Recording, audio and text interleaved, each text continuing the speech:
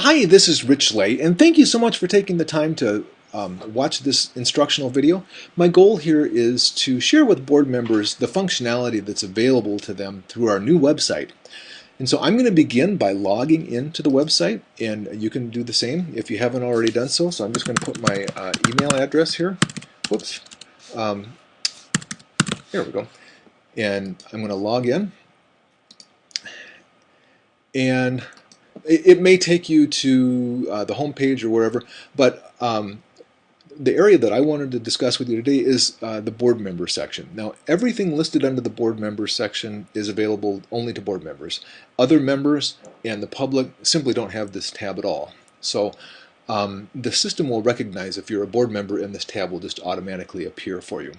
So to get to the board member home page, just click on the tab, and it'll bring you to this location. There's a couple of different ways to navigate the this part of the website. You can either, like I say, click directly on the tab like we just did, and it'll bring you here. Or if you know exactly where you want to go, you can simply hover over the tab and then choose which option you want to take you right to wherever you want to go. So let's begin by talking about the event calendar. The event calendar is just summarized here. We actually have no upcoming events for board members right now, but I put a fake board meeting in here just so that as an example for you to look at. These are going to be events that are not visible to anybody else. They are visible only to board members. So typically board meetings, right? If I want to learn more about this, there's a couple of ways to drill down. One is simply to click on the topic on board meeting, and now I have details on this board meeting. It will have the time here. I did not put the time in. I probably should have done that. But it'll have the location and then any notes. Please be sure to bring, coffee and donuts or whatever. One neat piece of functionality is you'll notice right here it says add to my calendar.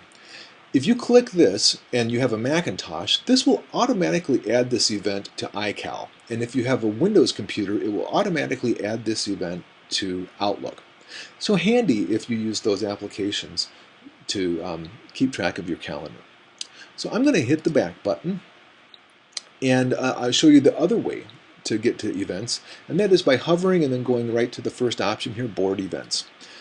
Now this takes you to a similar page, but this, if we had, say, 3 events coming up, this would have a brief summary of each one. So here's the summary of the fake board meeting, and then there would be others listed under here, and then as you can see, it also lists past events that you can click on and learn about as well. This is the board meeting we had on the 21st of March.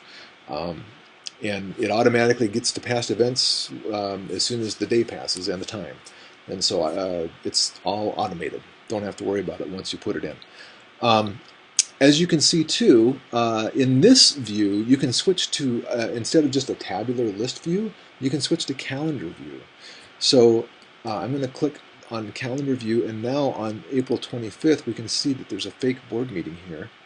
And I click on the fake board meeting, and then it takes me to the detail of that event. So anyway, that's how the board events work. Now if I want to get back to the board home page, I can switch to list view. I was going to show you that. There we go. And then if I want to get back to the board member home page, I just click up here. And now we can go to the Board of Directors forum. Or I'm sorry, we'll go to the directory of members.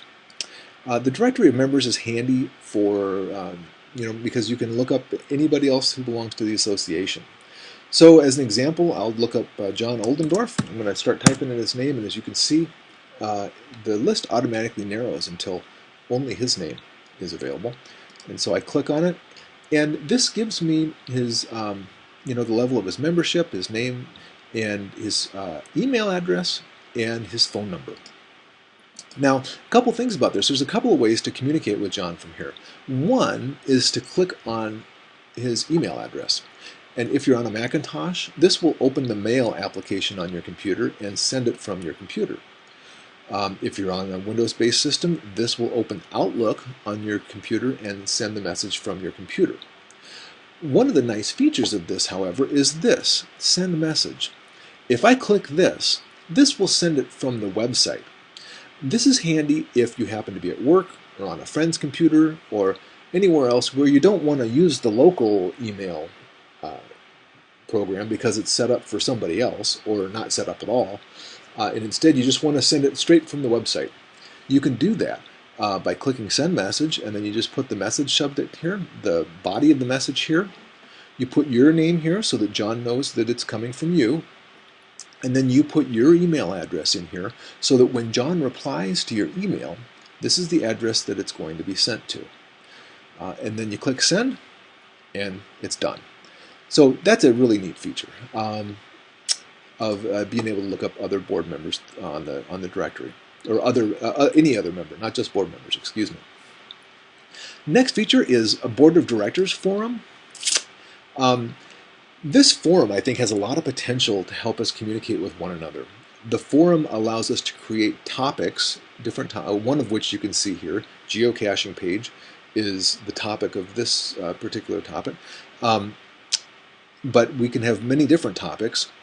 And I'll just click on this one. This is an example because I had an idea of creating a geocaching web page, or page on our website. And I wanted to float the idea to all the other board members. And so I created the topic, and then I posted a message under here that describes all of the pros and cons of the geocaching website, etc. Now, I came in later and I posted, here's somebody, posted, I think it's a great idea. I can, if I want to respond and chime in, I simply click a reply, and a space will pop up, and I'm just going to put me too, and then hit post. And now everybody that comes here will see this. It creates a thread of discussion on a given topic.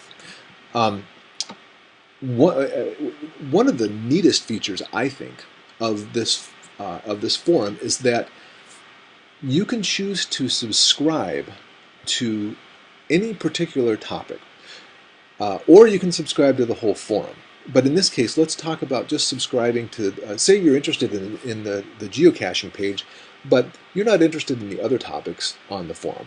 So you just go to the geocaching page topic and click, I've already done it, click subscribe. It'll look just like that, subscribe to topic. So you click subscribe, and now every time someone posts anything to this topic, you'll get an email. And so you don't need to come visit the website all the time. You can just look at it in your email and know what people are saying. And I think that's a real powerful way to communicate, because if we all subscribe to a forum, then every time somebody posts a message, then everybody gets a copy of that message. And there's also a nice thread of communication on the website for anybody that wants to review what's been discussed already. If it is also possible to subscribe to the entire forum, so that any topic that is discussed or created, you'll also get a copy of.